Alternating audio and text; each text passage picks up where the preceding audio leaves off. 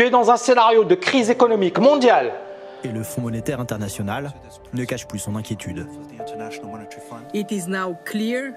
Il est clair que nous rentrons dans une récession aussi grave, voire pire que lors de la dernière crise en 2009.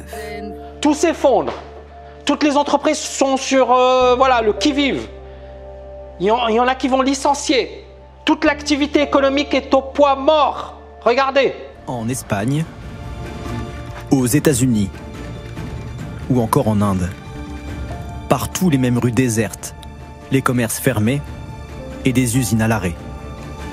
3,4 milliards d'êtres humains confinés, 43% de la population mondiale.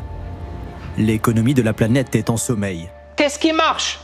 Et tu viens m'expliquer que c'est le point bas, que ça va exploser à la hausse? Une reprise en V, ils se veulent rassurants. En gros, ils nous disent, bon, on va avoir un gros trou d'air, mais le rebond sera proportionnel et rapide. Je veux bien y croire, d'accord? Et j'espère que ce sera le cas. Et j'espère me tromper pour la première fois de ma vie. Je veux me tromper. Faites que je me trompe. Faites que je me trompe. D'accord? Je vais prier pour que je me trompe. Mais si moi, tu me demandes, Tammy, est-ce que tu achètes maintenant? Je te dis non. L'idée, c'est quoi?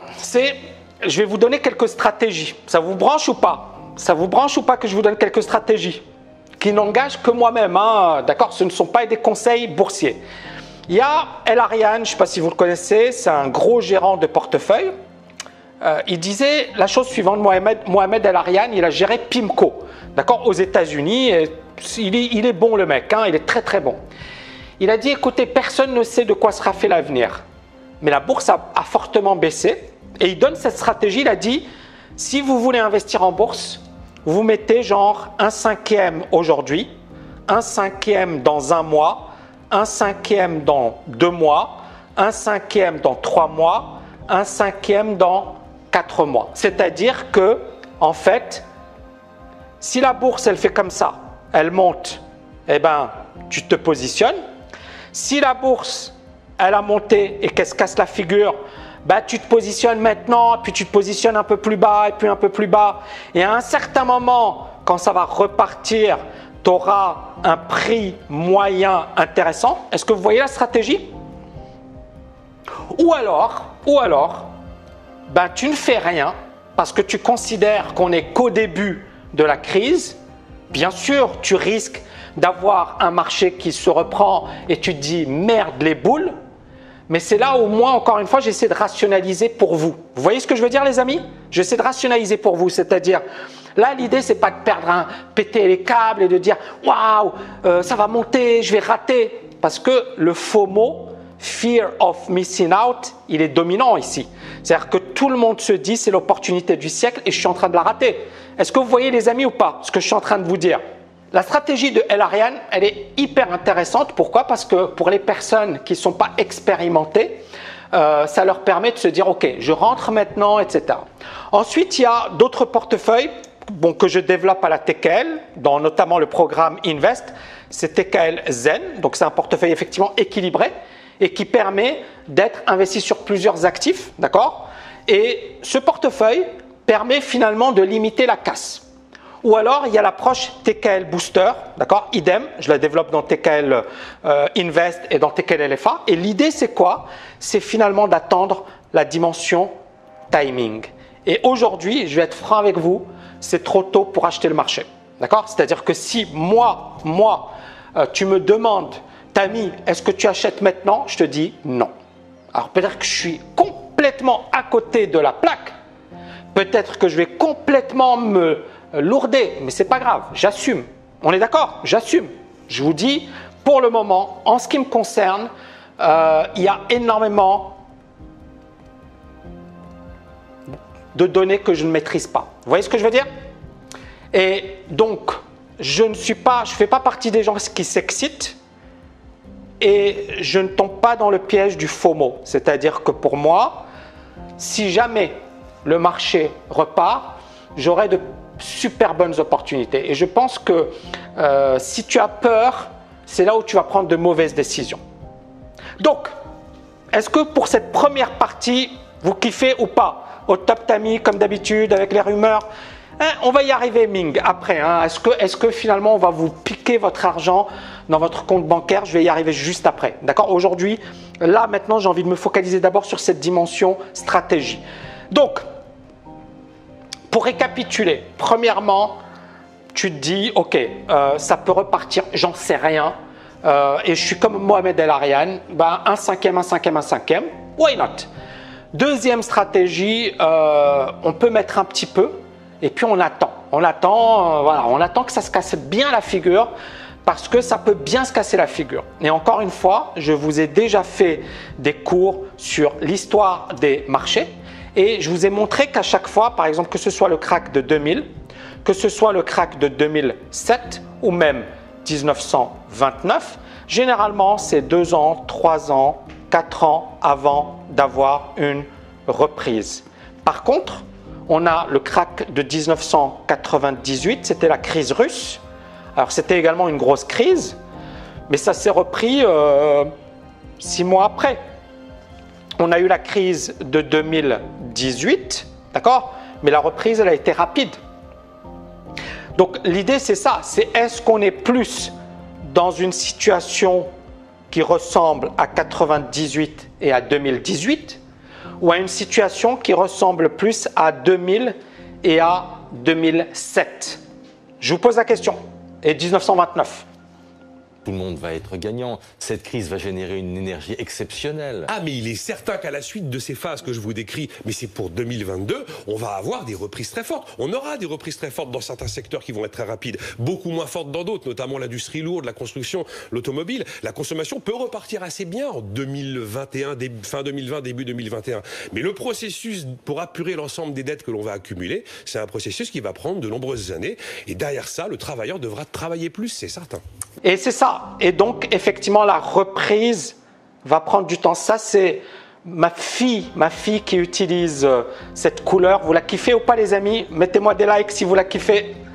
Mettez-moi des likes si vous kiffez le goût de ma fille. Ça, c'est ma fille. Bon, moi, je vais reprendre un truc normal. Un truc normal. Bon, donc on est bien d'accord. Ça ressemble plus à 1929.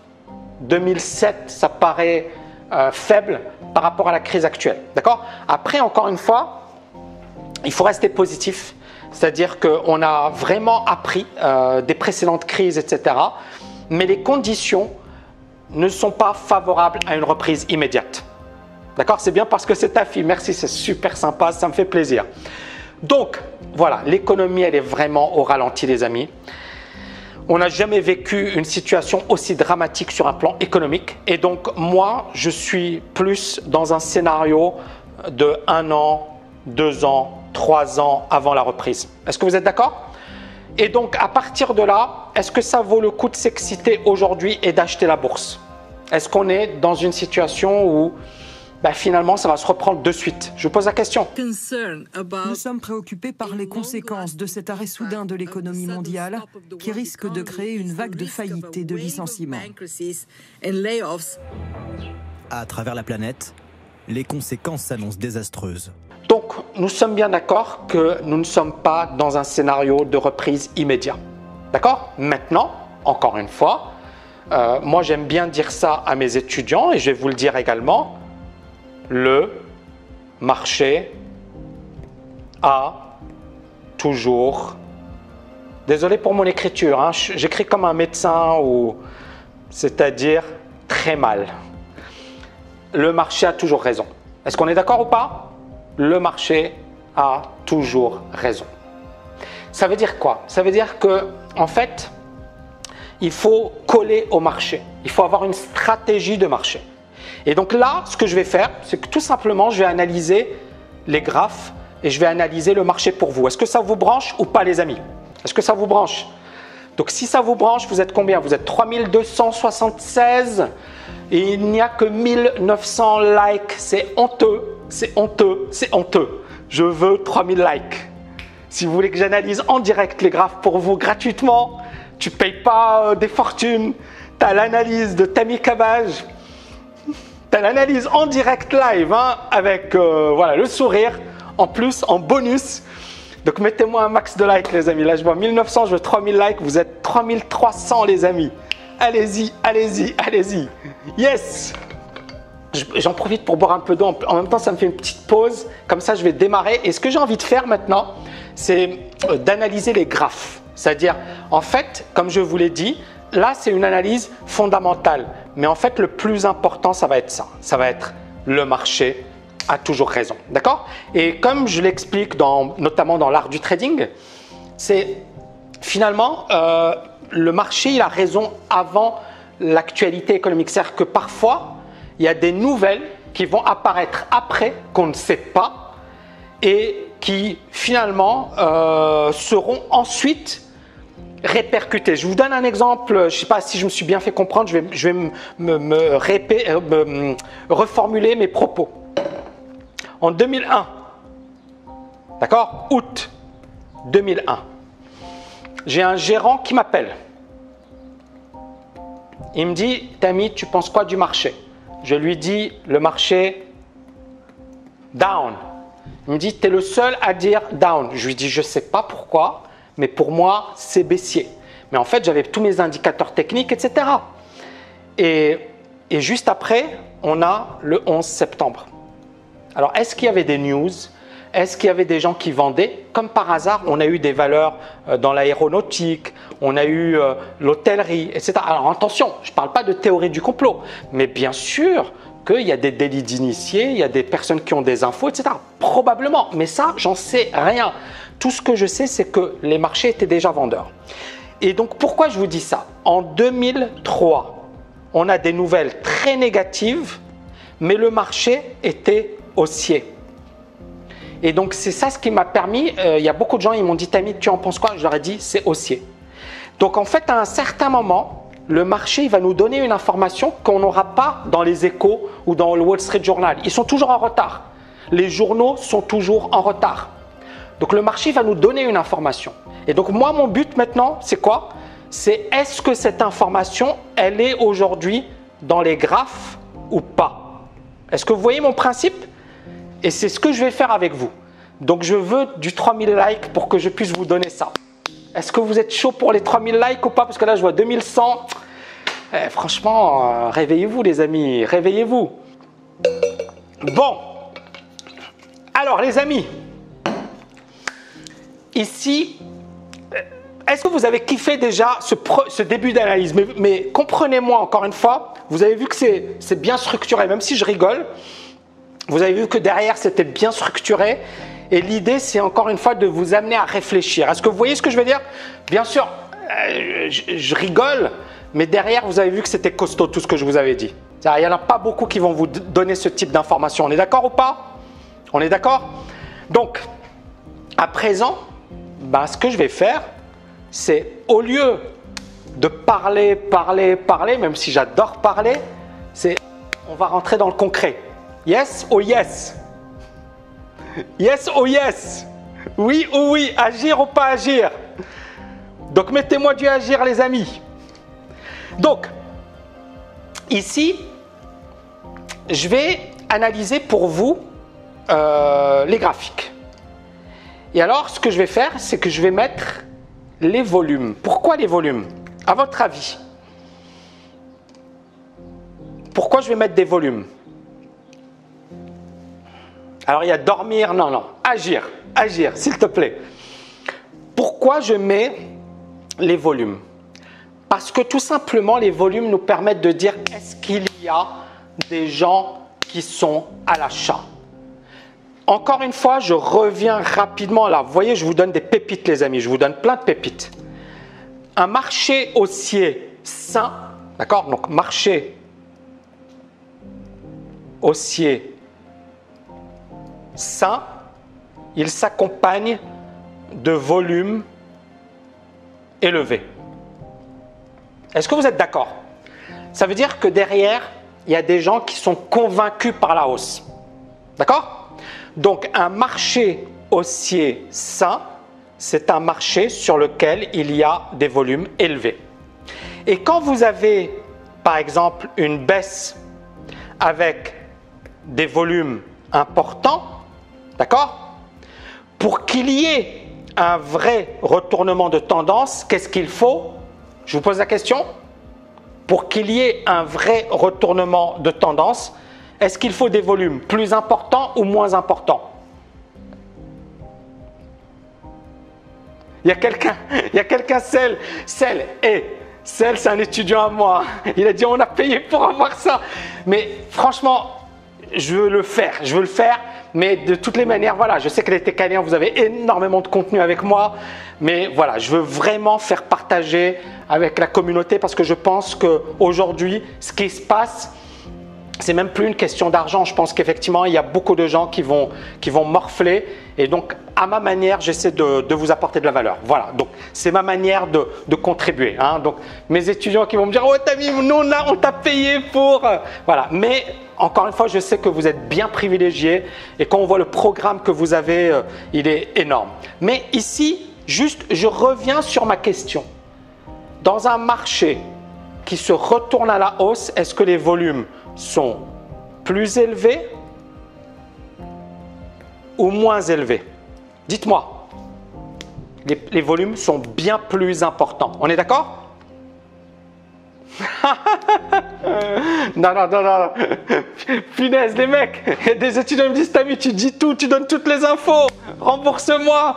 Bon, alors vous voyez, mettez-moi 3000 likes là, hein, parce que là, franchement, vous allez me foutre dans la merde. Non, je rigole. Donc, on est bien d'accord qu'on va avoir des volumes plus élevés pour participer à un retournement. Tout le monde est d'accord avec moi? On doit avoir des volumes plus élevés. Les volumes, c'est quoi? C'est des volumes de transactions, c'est-à-dire les échanges. Par exemple, quand il y a des acheteurs, il y a un acheteur et il y a un vendeur en parallèle. D'accord? Par exemple, un acheteur, il achète 100 titres et il y a un vendeur en face qui va lui vendre 100 titres. D'accord? Et donc ça, c'est une transaction qui représente 100 titres. Et si au cours d'une journée, on a 1 million de titres échangés, ben on dit qu'il y a 1 million de titres échangés. Et donc ça veut dire que le volume d'échange, donc ici quand ça baisse, on a le volume, d'accord, qui sont importants. Il y a toujours des transactions, des acheteurs-vendeurs, acheteurs-vendeurs.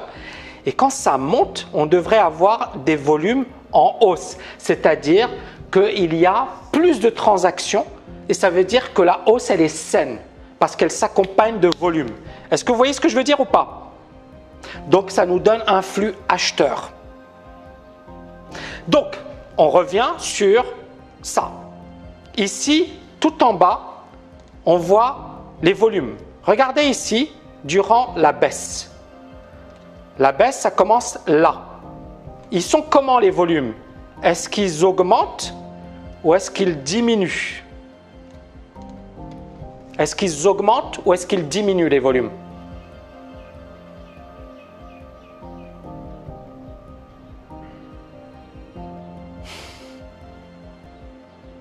Ils augmentent.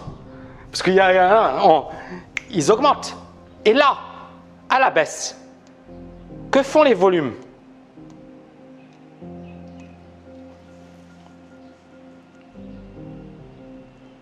Que font les volumes ici, dans cette deuxième phase de hausse?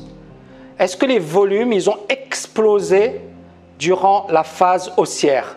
Je vous pose la question. Ils diminuent, hein? Vous voyez? Ils sont de plus en plus faibles. OK?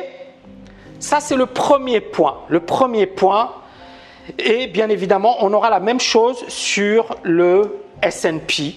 D'accord? Est-ce que les volumes augmentent ou diminuent durant la hausse? Vous voyez ici, ça c'était juste avant le retournement. Le retournement, on a les volumes qui explosent, c'est-à-dire qu'il y a une vraie panique. Et là, vous avez les volumes qui diminuent.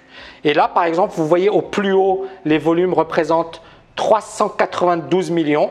Ici, là, sur cette dernière jambe de hausse, 187 millions. Ça veut dire 50% des volumes, d'accord, précédents.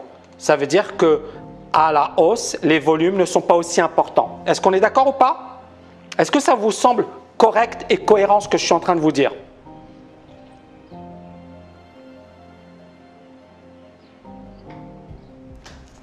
Donc, est-ce que ça vous semble correct et cohérent? Super. Donc, qu'est-ce qui peut se passer? Donc là, vous voyez ce que je vous avais dit. là, on a cassé un précédent point haut. D'accord? Et le DAX, ici, regardez, on a cassé un précédent point haut.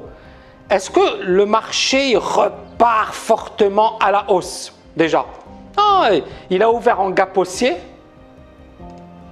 Et là, regardez, ça baisse pour le moment. Hein. Il n'y a rien d'exceptionnel. D'accord? Donc ça, c'est le premier constat. Ensuite, deuxième constat.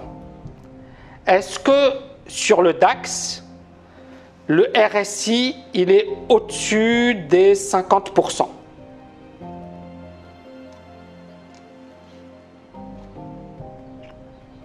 Pour le moment, non.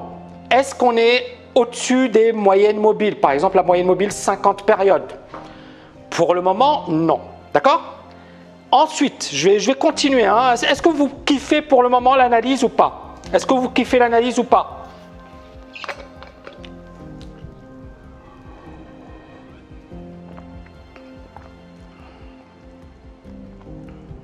Comment expliquer la hausse des volumes? Là, c'est comment expliquer la baisse des volumes. Et la baisse des volumes, elle s'explique par le fait qu'il n'y a pas assez d'acheteurs. Il n'y en a pas assez. Et donc là, pour le moment, ça monte. Il y a des gens qui se font avoir. Mais j'attends de moi, perso, on n'a que des nouvelles négatives. Et donc, comme ça, par hasard, ouais, ça va se repartir. Alors que l'épidémie ne s'est pas encore bien répandue aux États-Unis. Et on n'est pas encore dans le dur. On n'est pas encore dans des entreprises qui font faillite, des grosses entreprises, des banques, etc. Donc ce que je veux dire, c'est que pour le moment, ce n'est que le début. Super. Donc, je continue. Ici, on est bien d'accord qu'on a le RSI, on a la zone des 50%. Et donc la question qui se pose, c'est est-ce que ça peut se poursuivre? Alors, il y a plusieurs approches. Hein, je vais en utiliser une qui est très connue. C'est l'approche des ratios de Fibonacci. C'est des retracements qui vous permettent justement de savoir jusqu'où peut aller le marché. D'accord? Alors là, on a une baisse forte. D'accord? On a encore de la marge. On est allé taper le ratio de 38,2%. C'est un gros ratio de Fibonacci. C'est-à-dire que de toute la baisse, ça retrace 38,2%. Le prochain, c'est 50%. D'accord? Et pour moi, le niveau des 50%, c'est vraiment le gros niveau. C'est-à-dire, si on veut que le scénario reste vendeur, il faut que ce soit en dessous. Pourquoi? Parce que premièrement, le RSI risque de repasser au-dessus de la zone de neutralité, et ça, c'est pas bon. Deuxièmement, on risque de passer au-dessus des moyennes mobiles, d'accord? Et troisièmement, ça veut dire qu'il y a eu un miracle. Ça veut dire qu'il y a eu un miracle économique. Ça veut dire que tout ce qu'on vient d'avoir, tout ce qu'on vient de se prendre dans la gueule, ça disparaît comme ça. Et moi, je ne crois pas dans... Alors oui, bien sûr, la Fed, les banques centrales peuvent soutenir les marchés. Et on l'a vu entre 2008 et 2020. Si la bourse a monté, c'est parce que les taux d'intérêt étaient historiquement bas. Et c'est parce que la Fed, il y a eu le QE, c'est-à-dire qu'ils ont acheté des actifs. Donc la bourse a été tenue. La Banque centrale du Japon, d'ailleurs, le fait. C'est-à-dire qu'ils achètent des ETF sur des actions ou des indices. Il faut le savoir. Donc la Fed, elle est probablement en train de... sur ça, d'accord? Maintenant, les fondamentaux sont tellement fragiles qu'il nous faut plus d'éléments, d'accord? Donc, jusque-là, est-ce que vous suivez mon analyse? Est-ce que vous suivez? Donc ça, c'est pour l'analyse long terme. Oui ou oui? Ça, c'est pour l'analyse long terme. C'est OK ou pas OK? Super. L'analyse plus court terme. Ça, c'est pour mes étudiants d'ailleurs. Le RSI était tout simplement incroyable, magnifique. Oui ou oui? C'est-à-dire à ceux qui me disent « ouais, le RSI, blablabla », je leur dis « allez vous faire voir les amis, vous n'avez rien compris. Il est magnifique. » Donc on avait un signal de retournement à la hausse. D'accord? Sauf que l'idée c'est ça, c'est jusqu'où ça peut monter. Est-ce que c'est solide? Et qu'est-ce qui va confirmer finalement le retournement définitif du marché? Or là, on le voit bien, les raisons évoquées, à savoir le ralentissement du nombre de morts, ça vaut 0 comme explication. Est-ce qu'on est d'accord ou pas? Tu es dans un scénario de crise économique mondiale, tout s'effondre, toutes les entreprises sont sur voilà, le qui-vive, il y en a qui vont licencier, toute l'activité économique est au poids mort. Regardez, là, qu'est-ce qui marche? Qu'est-ce qui marche? Et tu viens m'expliquer que c'est le point bas, que ça va exploser à la hausse. Je veux bien y croire, d'accord? Et j'espère que ce sera le cas. Et j'espère me tromper pour la première fois de ma vie. Je veux me tromper. Faites que je me trompe. Faites que je me trompe. D'accord? Je vais prier pour que je me trompe. Mais si on analyse froidement les données, ici, on est plutôt haussier pour des raisons évidentes. On est en train de faire un rebond. Voilà, le marché est en train de se reprendre. Maintenant, c'est est-ce que ce sera un rebond durable? Et est-ce que c'est un vrai retournement de marché? Et là, on va aller sur du très long terme, weekly. Et vous voyez que... Ok? Pardon. Je vais effacer. Voilà. Sur une base hebdo, on voit bien que ça a cassé la zone de neutralité. Mais on a eu la même chose en 2018. Mais en 2018, ça s'est repris par là. Regardez. Ça s'est repris par là. On était au-dessus des moyennes mobiles. Là. Là. D'accord? Eh bien, c'est ça ce que je veux, moi, pour qu'on dise la baisse, elle est finie. C'est ça ce que je veux. Quand vous analysez le DAX aujourd'hui, est-ce qu'on est proche d'une situation similaire à 2018? C'est-à-dire quand on avait fait une forte baisse, hein, le DAX était passé quand même de 13 500 à 10 000. C'est-à-dire qu'il avait perdu 30% de sa valeur, ce qui n'est pas rien. Hein. Est-ce qu'on est proche d'une situation similaire? Je vous pose la question. Je vous pose la question. C'est pire qu'en 2018. Mais on sait ce qui va... On sait, et je vous le donne gratuitement, on sait ce qu'on doit surveiller pour avoir un retournement. Vous voyez ce que je veux dire? On sait ce qu'on doit surveiller pour avoir un retournement. Et pour le moment, on est très très loin. On est très loin. D'accord? Et autre chose, regardez les moyennes mobiles, elles sont tout en haut. Les indicateurs.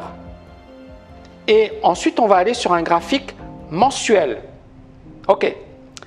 Mensuel, là c'était en 2018, on a eu une petite cassure, vous voyez, c'était une petite arnaque hein, en 2018, c'était quand même une arnaque parce que, mais regardez, et là on a fait un point bas et surtout, on a une grosse divergence. Vous la voyez la divergence? Les volumes ont explosé au mois de mars, c'est historique. On avait eu la même chose en 2008. D'ailleurs, en 2008, les volumes étaient encore plus importants. Mais vous vous rappelez de cet événement en octobre 2008? Vous vous rappelez ce qui s'est passé en octobre 2008? Et puis là, en décembre 2007, hein, c'était la première jambe de baisse. Est-ce que vous vous rappelez ce qui s'est passé en octobre 2008? Est-ce que vous vous rappelez ce qui s'est passé en octobre 2008? La faillite de Lehman Brothers est historique et le catalyseur de la récession mondiale. Une panique générale s'est emparée de la planète, provoquant le tarissement des prêts immobiliers, l'effondrement de la bourse et la faillite des entreprises. Comment la déroute d'une seule banque peut-elle avoir un tel retentissement mondial? Lehman Brothers a fait faillite. Vous voyez ce que je veux dire? Alors, les Africains, les Américains, les Asiatiques. Là, je parle en général, hein. Je vais pas parler à un mec en particulier. Je parle en général, d'accord? Non mais, lol, mais c'est pas possible. Oh là là, ils sont jamais contents les gars. Faites-moi du 3000 likes. Remontez-moi le moral les amis. Remontez-moi le moral. J'étais à la plage, je suis super content pour toi, tu sais, chacun son truc. Donc, est-ce que vous voyez le truc? Ici, octobre 2008, c'était le Big Short, d'accord? Ici, on a effectivement une forte baisse avec des volumes records depuis octobre 2008. Est-ce que vous pensez qu'on peut avoir des volumes encore plus importants en 2020? Est-ce que vous pensez qu'on peut avoir des volumes encore plus importants? Si vous pouvez mettre plus d'un like, ce serait sympa. Je sais que c'est difficile. Merci infiniment Jean-Daniel, je t'embrasse. Vive la Réunion. Et Jean-Daniel, c'est un étudiant de la TKL, un ancien étudiant de la TKL. Donc on est bien d'accord que tout est possible. Et donc, est-ce que pour vous, ce rebond est logique? Je vous pose la question, est-ce que ce rebond est logique? Ouais, c'est pas méchant. Maintenant, on est bien d'accord qu'on est encore loin, c'est-à-dire on peut même rebondir un peu ici et repartir à la baisse. En fait, ça dépendra des news, de l'évolution, de plein de choses. D'accord? Et donc, encore une fois, l'idée pour moi, c'est quoi? C'est premier scénario, ça monte, ça baisse et ça fait du surplace. Ça, c'est le premier scénario. Deuxième scénario,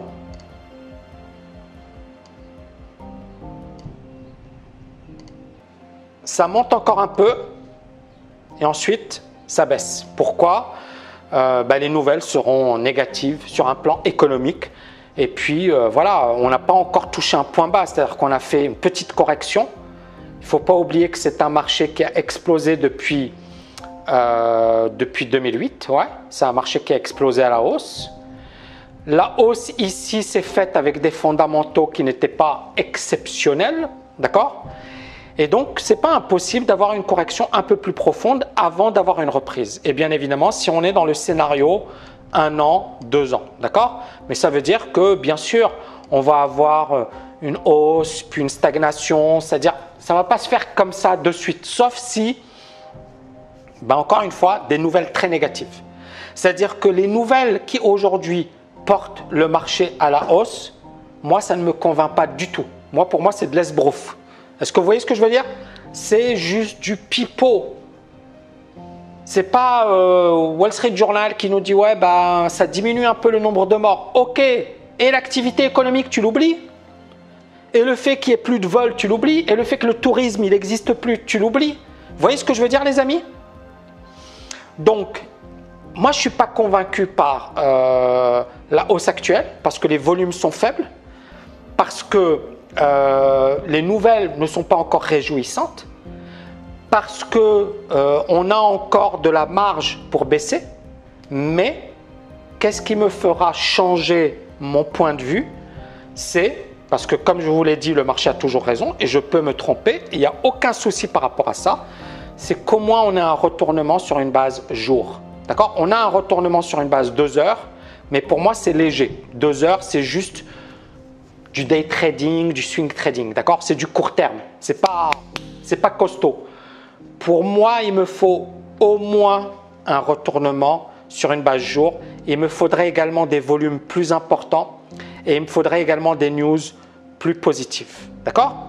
Sinon, pour ceux qui veulent investir, rien ne vous empêche de pratiquer la règle des 1/5, c'est-à-dire ça monte, tu t'en fiches, ça baisse, tu te dis ok, c'est une bonne opportunité, peut-être que, et encore une fois, on est dans une optique de, on ne sait pas ce qui va se passer, mais à long terme, la bourse, ça reste un investissement extrêmement intéressant. Ou alors vous êtes très pessimiste et vous considérez qu'on a encore de la marge et donc vous attendez un petit peu, ou alors vous avez un portefeuille plutôt équilibré. Donc jusque-là, moi encore une fois, j'ai essayé d'avoir une analyse extrêmement neutre, argumentée, d'accord? Je peux me tromper complètement, mais j'ai essayé de vous apporter voilà, mon point de vue, mon savoir-faire. Et bien évidemment, je suis nuancé dans mes propos parce que je sais que tout est possible. C'est-à-dire, ça peut monter, hein. Rien n'est impossible, d'accord? Mais encore une fois, pour que ça monte, il me faut plus de viande. Il me faut plus d'éléments, d'accord? Et alors, il y a des personnes qui vont dire « Ouais, mais je vais rater. » Non, non, non, non, non, non. En 2008, tu n'as rien raté du tout, quoi. Hein. Quand tu repars sur le crack de 2008, d'accord? C'était ça. C'est reparti, vous voyez, aussi en 2010. D'ailleurs, en 2011, tu vois? Et c'est là où c'est reparti. On peut, ou alors, les personnes qui se sont positionnées par là, d'accord? C'était possible, hein? Et vous voyez ici on avait un point qui était en 2011, un point qui ressemblait au point de 2009. Mais ce qui est intéressant avec le point de 2011, je vais vous le montrer. C'est juste pour les gens qui sont excités, qui veulent... Moi j'essaie juste d'être hyper neutre avec vous les amis. Vous voyez, on a eu un premier retournement ici, à long terme. On a eu un premier retournement là, d'accord? D'ailleurs, moi, j'étais haussier par là. Et puis, on a eu ici une crise assez grave. Et on a eu un deuxième retournement. Et vous voyez que ce point correspond au point d'entrée ici. Et on est bien d'accord que la reprise, elle s'est faite en 2012, la vraie reprise, d'accord? La vraie reprise. Mais qu'entre là et là, ben, on n'a pas perdu grand-chose, hein, 6300, 5000, allez, 20%, d'accord? Mais pour une bourse qui a ensuite explosé à la hausse, c'est pas grand-chose. Est-ce que vous êtes d'accord avec moi ou pas sur le raisonnement?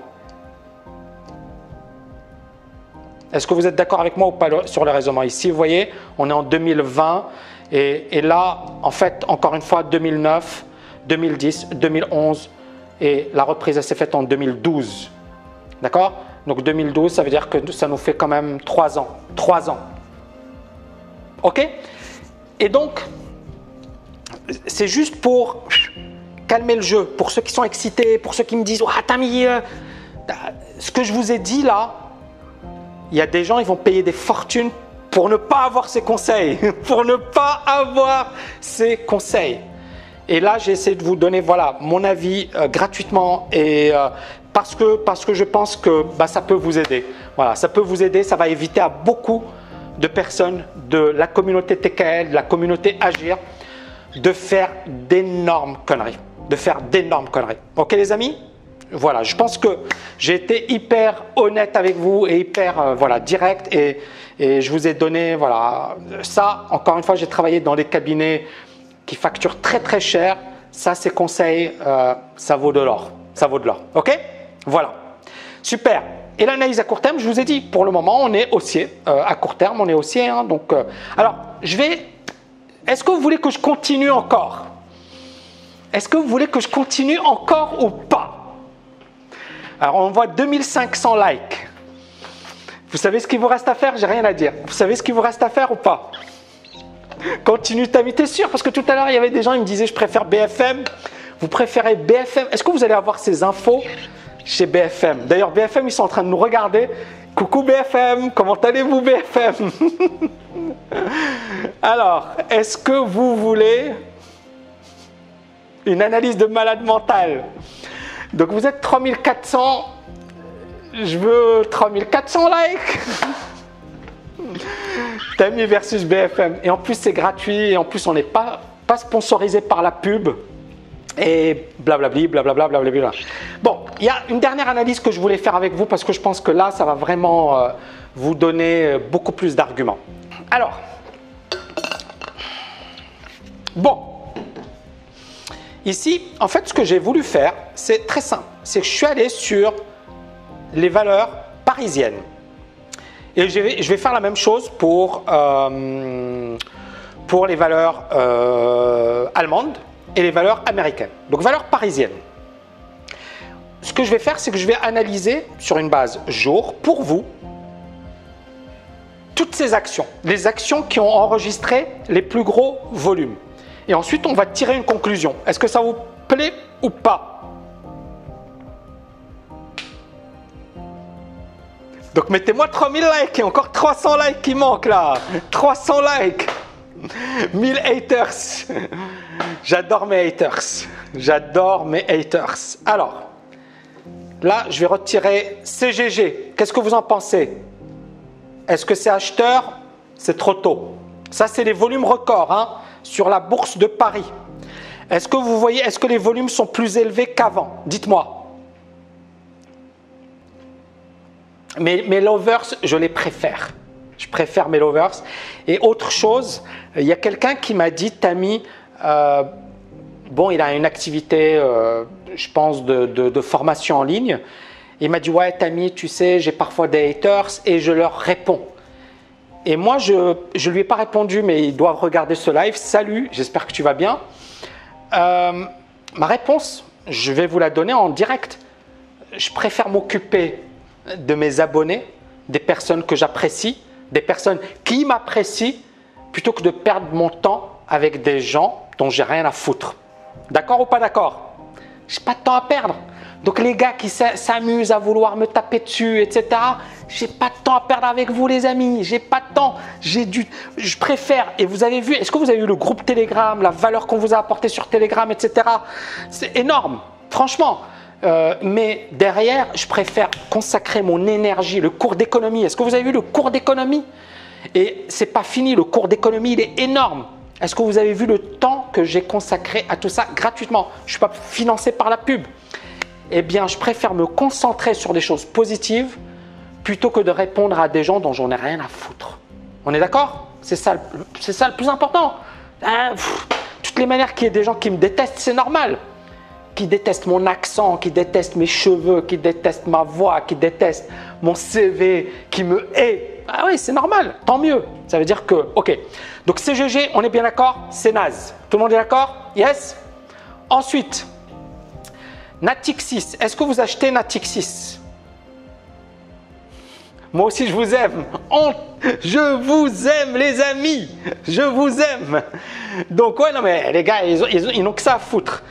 Donc, ici, vous voyez la baisse. Est-ce que les volumes, là, à la hausse, sont explosifs? Regardez les volumes. Est-ce qu'on se dit, waouh, il y a plein d'acheteurs, là. J'adore tes cheveux. T'adores que mes cheveux. Qui adore mon accent? Donc, est-ce que les volumes sont explosifs là? Dites-moi, est-ce que les volumes sont explosifs? Ils sont faibles. Ensuite, on continue. Biofitis, est-ce que cette action, les volumes sont intéressants?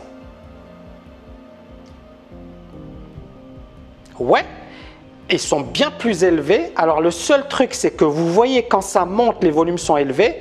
Et là, alors attention, je la trouve un peu volatile, mais depuis le début, c'est la seule action qui tienne la route. Tout le monde est d'accord? C'est la seule action qui tienne la route. Ensuite, Crédit Agricole. Est-ce que vous vous dites, waouh, j'achète Crédit Agricole, les volumes explosent? Non, mais on peut avoir une reprise. Pourquoi? Parce que les valeurs bancaires se sont effondrées. On va aller voir sur du 2 heures. Ok? Vous voyez, sur du 2 heures, on a une divergence. Ça s'est bien effondré. Là, on a une reprise. Ça peut être sympathique, d'accord? Mais encore une fois, ce n'est pas un signal de retournement à long terme. Pour le moment. Pour le moment, on est d'accord? Crédit Agricole, pour le moment, c'est juste une reprise, une petite reprise, c'est normal. Ensuite, Vallourec. Est-ce que vous adorez l'action? Est-ce que vous dites, waouh, les volumes sont bien plus importants que durant la baisse? Bon, on a eu quand même des volumes assez importants ici, mais on est bien d'accord que les volumes sont quand même toujours faibles. Il y a quelqu'un qui... Mais tu sais quoi, je dois changer mes lunettes, et en plus mes lunettes sont vraiment... pourri. D'ailleurs, je voulais même retirer mes lunettes, mais bon, ça c'est une autre histoire, les amis. On va pas parler maquillage et coiffure et hein. C'est pas une chaîne cosmétique et beauté, c'est une chaîne bourse. C'est une chaîne sérieuse. Hein. Il y a quelqu'un qui me dit, c'est quoi les livres derrière? Tu écris mon nom, Tammy Cabage. Tu vas voir mes bouquins et sinon les autres bouquins, je te ferai un autre live plus tard. Si tu es sympa et si vous me mettez 3000 likes, peut-être, on verra. Donc, on est bien d'accord que Vallourec, c'est encore moyen. Ensuite, AXA. Comment vous la trouvez, AXA? Les volumes, regardez, durant la baisse, Regardez les volumes durant la baisse, ils sont explosifs. Est-ce que là, les volumes sont élevés? Ils sont toujours faibles. Il y a quelqu'un qui m'a posé la question par rapport à FDJ, Française des Jeux. Qu'est-ce que vous en pensez de la Française des Jeux? Alors, on s'était bien foutu de ma gueule parce que j'avais dit prudence. Je ne sais pas si les gars ils se foutent toujours de ma gueule. Hein. Mais on est bien d'accord que pour le moment, bon, bof, il n'y a pas beaucoup d'historique, etc. Donc, je dirais bof pour le moment. Ensuite, Europcar. Bon, les volumes sont quand même sympathiques, mais on ne peut pas dire que c'est un retournement majeur. Alnov, Novacite, c'est pas mal.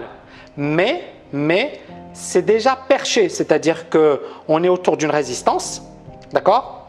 Je vais aller sur un graphique daily, mais pourquoi c'est pas mal? Parce que c'est une pharmaceutique, et regardez les signaux, comment ils sont magnifiques, et ils avaient été donnés par là, en janvier. Par là, le signal, d'accord? Et regardez les volumes qui baissent durant la correction, et là, mais Novacite, c'est juste que c'est un peu perché, et c'est assez volatile. Maintenant, si ça casse les précédents points hauts, ça peut être intéressant. Ok? Ensuite, Société Générale. Je vais aller sur un graphique daily.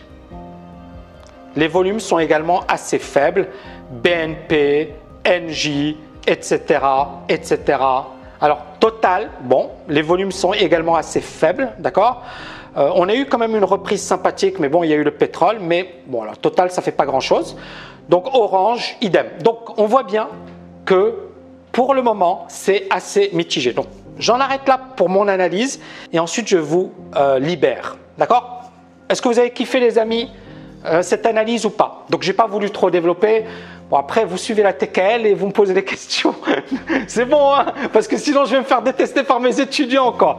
Mais je pense que je vous ai donné quand même énormément d'infos. Yes? Vous avez kiffé?